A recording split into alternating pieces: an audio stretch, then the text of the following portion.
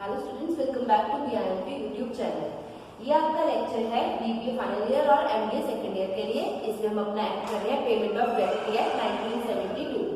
Previous lecture में हमने इसकी हाफ रिविजन की थी, इसके बारे में थोड़ा सा पढ़ा था, इसकी डेफिनेशन की थी और इसकी कैलकुलेशन किस तरीके से कर सकते हैं वो सब स्टडी किया था। आज हम इसके आगे कंटिन्यू करेंगे उस एक्ट के आगे। इसमें है maximum limit on gratuity. Last lecture में हमने किया था कि किस तरीके से ग्रेच्युटी कैलकुलेट होगी,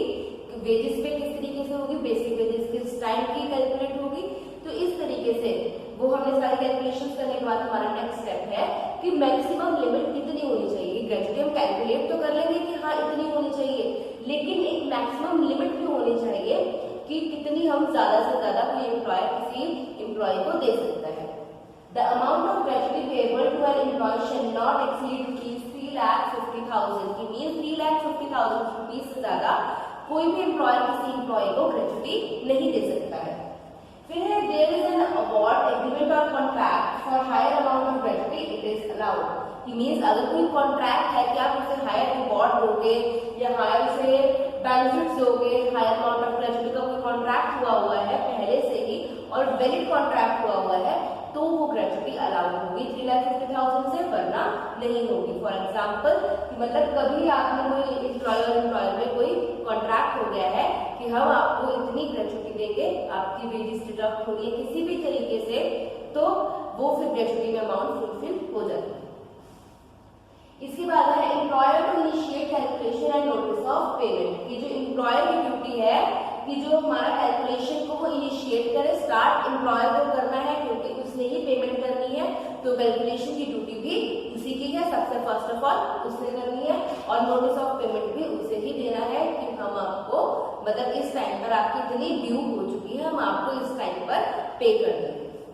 Any person eligible to receive gratuity shall make an application to the employer for payment of the same within the prescribed time। कि और एम्प्लॉय की भी ये ड्यूटी है कि प्रिस्क्राइब टाइम के अंदर अंदर एम्प्लॉयर को एक प्रॉपर रिटन एप्लीकेशन दे दे कि इस टाइम पर मेरी ग्रेच्युटी ड्यू है, आपको ये मुझे पे करनी है।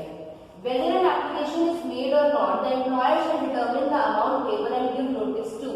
the eligible person and to the controlling authority specifying the amount of gratuity determined। It means चाहे एम्प्लॉय एप्लीकेशन दे या ना दे, एम्प्लॉयर की ड्यूटी है कि ग्रेच्युटी उसकी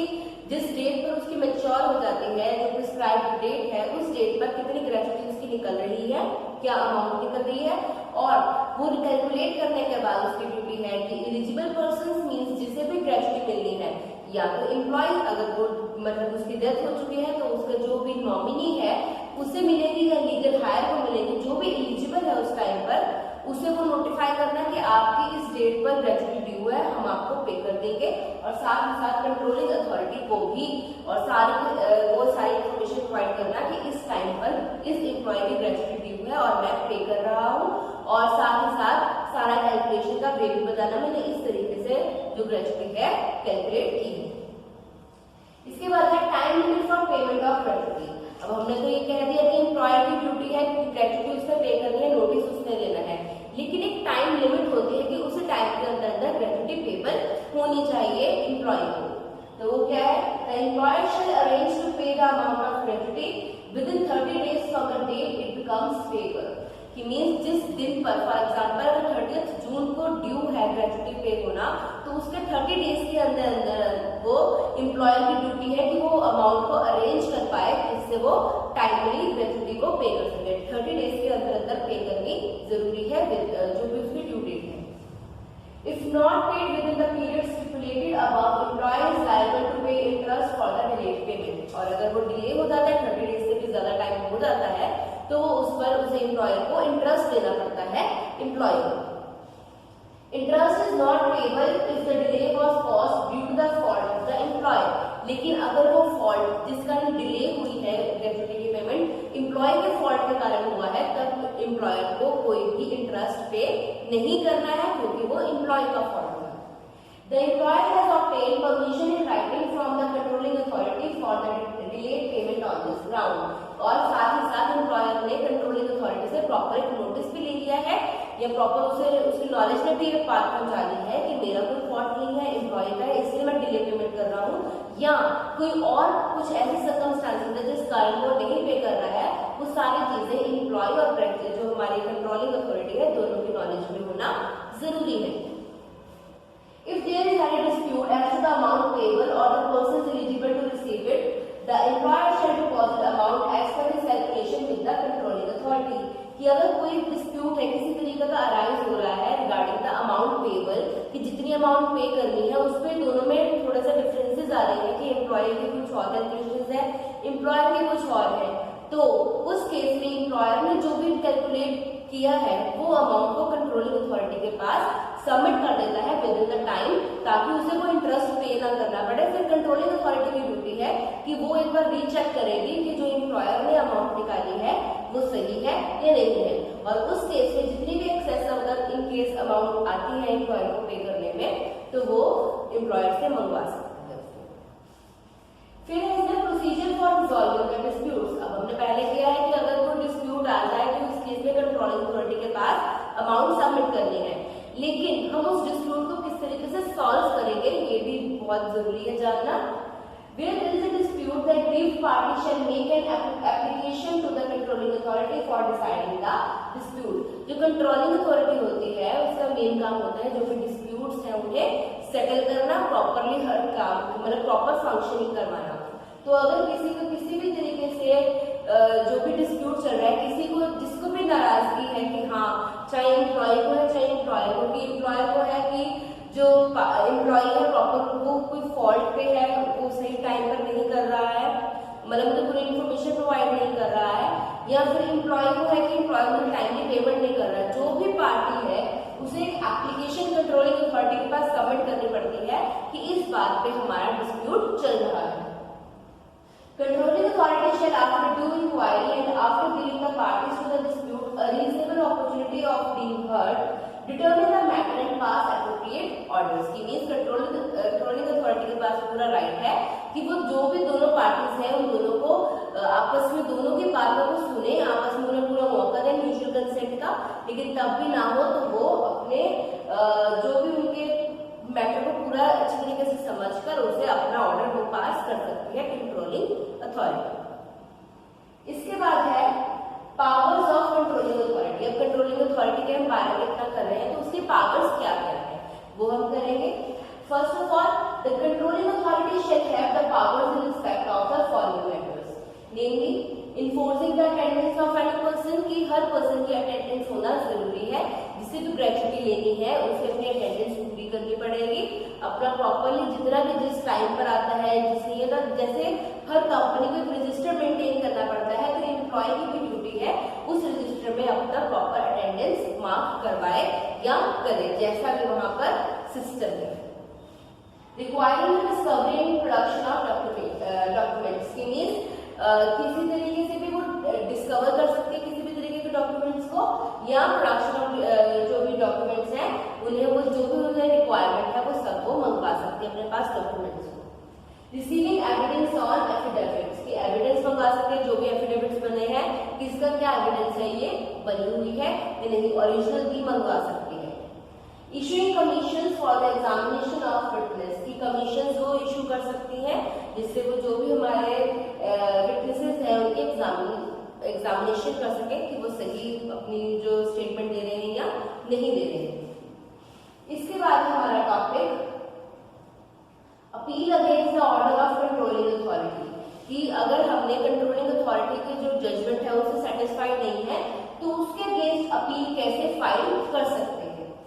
appeal any shall be made within 60 days from the date of the order, की controlling authority कोई order pass करती है और कोई भी जो पार्टी ऑफ डिस्प्यूट है उस ऑर्डर से सेटिस्फाइड नहीं है तो वो विदिन 60 days अपील कर सकती है कि मैं इस ऑर्डर से सेटिस्फाइड नहीं हूँ, मुझे फिर से एक प्रॉपर जजमेंट चाहिए। Appeal by employer will not be admitted unless the disputed amount is deposited, कि जब तक एम्प्लॉयर प्रॉपरली अमाउंट जो भी डिस्प्यूटेड अमाउंट है उसे डिपॉजिट नहीं कर देता तब तक उसकी अपील सेंक्शन नहीं होगी, अपील एक्सेप्ट नहीं होगी। जैसे हमने पहले भी किया है कि एम्प्लॉयर को चाहे डिस्प्यूट चल रहा है या जो मर्जी है, अगर किसी भी बात में डिस्प्यूट चल रहा है तो जितनी उसके अकॉर्डिंगली ग्रेजुटी की अमाउंट बनती है उसे वो कंट्रोलिंग अथॉरिटी के पास सबमिट करानी पड़ती है अगर वो एम्प्लॉय को नहीं दे पा रहा है उस बात पर डिस्प्यूट चल रहा है। तो मीन्स डिपॉजिट नहीं करवाई है ग्रेच्युटी की अमाउंट तो फिर उसकी अपील सेंक्शन नहीं होगी। Appellate authority, after giving the parties to the appeal a reasonable opportunity of being heard, confirm, modify or reverse the decision of the controlling authority. जो appellate authority होती है, दोनों पार्टीज के जो भी बातें हैं उनको सुनने के बाद जो भी उनकी अपील है और उन्हें प्रॉपर रीजनेबल उन्हें टाइम देती है उनकी बातों को रखने का सामने, और उसके अकॉर्डिंगली अपनी जो अपील है उसे कंफर्म भी कर सकती है। तो जो पहले उन्होंने दिया कि वो सही है,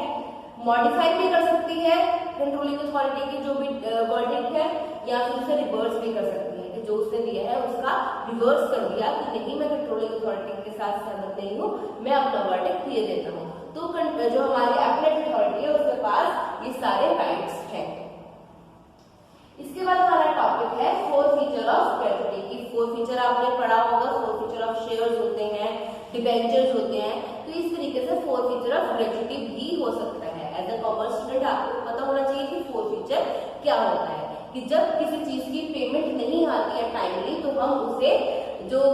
उसकी पहली अमाउंट आ चुकी होती है उसे शेयर्स भी वापस ले लेते हैं, उसे पेमेंट भी वापस नहीं करते हैं, उसे फोरफीट कर देते हैं। तो फोर फीचर ऑफ ग्रेच्युटी कैसे हो सकती है? An employ whose services have been terminated for any act, willful omission or negligence causing any damage or loss to or destruction of property belonging to the employer shall be forfeited to the extent of the damage or loss so caused। के means जितने अगर किसी employ ने अपनी service के time विलिंगफुली या कोई भी कुछ ऐसा काम किया है अपनी मर्जी से, या कोई किसी भी प्रॉपर्टी को या किसी सर्विस को नुकसान पहुंचाया है एम्प्लॉयर की, तो वो जिस डैमेज ऑफ लॉस जितना भी एक्सटेंट है, जितनी अमाउंट निकलती है उतनी अमाउंट ग्रेच्युटी में से फोरफीट कर सकता है, मींस डिडक्ट कर सकता है कि वो उसे अमाउंट नहीं मिलेगी, वो एम्प्लॉयर अपनी उस अमाउंट से अपने लॉस को रिकवर करेगा। ये बहुत ही इंपॉर्टेंट है। फोर फीचर ऑफ ग्रेच्युटी का जो हमारा कॉन्सेप्ट है बहुत ही इंपॉर्टेंट है। फोर फीचर मींस कि जितना भी आपने लॉस किया है, जैसे अगर हम शेयर्स की बात करते हैं, शेयर्स में हम फोर फीचर ऑफ शेयर्स पढ़ते हैं, तो उसमें ये होता है कि फॉर एग्जांपल उसने एप्लीकेशन मनी और अलॉटमेंट मनी दे दी है, लेकिन उसने फर्स्ट कॉल सेकंड कॉल नहीं दी है, और लिमिटेड टाइम के बाद जो भी उसने नोटिस देने थे कंपनी में या जो भी पर्सन है ऑथराइज, उन्होंने प्रॉपरली नोटिस भी दिए और तब भी उसने वो अमाउंट सबमिट नहीं की है, तो उसके एप्लीकेशन और अलॉटमेंट मनी की अमाउंट तो अपने पास रिटेन की जाती है उस लॉस के कारण कि आपका टाइम स्पेंड हुआ है कंपनी का, और उसके शेयर्स भी उसे वापस ले लिए जाते हैं, उसे शेयर कोई भी अलॉट नहीं होते, उसे फोरफीट किया जाता है ताकि अपना लॉस रिकवर कर सके। इसी तरीके से इस केस में ग्रेच्युटी में भी ऐसा ही होता है कि अगर किसी एम्प्लॉय ने किसी भी तरीके का कोई लॉस किया है, कोई डैमेज पहुंचाया है कंपनी को, एम्प्लॉयर को, या किसी अपने सर्विस में किसी प्रॉपर्टी को नुकसान पहुंचाया है, तो उस अमाउंट का जो ग्रेच्युटी है वो फोरफीट की जा सकती है ताकि नुकसान को रिकवर किया जा सके। फिर gratuity payable to an employ में बी होली और पार्शियली फोरफिटेड, कि जो ग्रेच्युटी पेबल है या तो वो पूरी की पूरी ही फोरफिट हो सकती है डैमेज के अकॉर्डिंगली, या फिर पार्शियली कि जितने एक्सटेंट तक का लॉस हुआ है उतनी ही अमाउंट उसमें से डिडक्ट हो जाएगी। If the services of such employ have been terminated for his disorderly conduct or any other act of violence on his part, or any act which constitutes an offence provided that such offence is committed by him in the course of his employment, कि किसी तरीके से वो कोई offence करता है या वो किसी तरीके का वायलेंस क्रिएट करता है, तो उस केस में भी उसकी जो ग्रेच्युटी की अमाउंट है वो फोरफीट हो जाती है कंप्लीटली।